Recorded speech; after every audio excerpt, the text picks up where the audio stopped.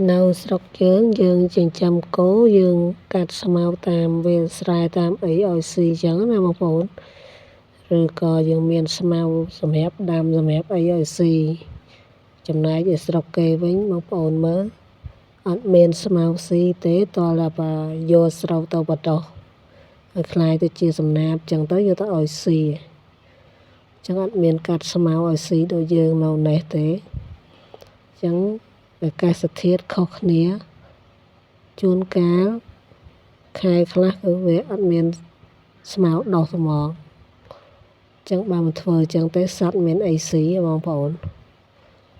ហើយបើស្រុកយើងវិញខ្ជិលតែកាត់មួយខែភាសាវិញកាន់អស់ស្មៅគ្មានថោចំណាយដើមទុនអីទេអ្នកចិញ្ចឹមគោនោះនិយាយពីមហាស្រួលឲ្យតែមានកម្លាំងកាត់ស្មៅឲ្យស៊ីខ្លាចតែខ្ជិលទៀតស្មៅដុះពេញភ្លឺ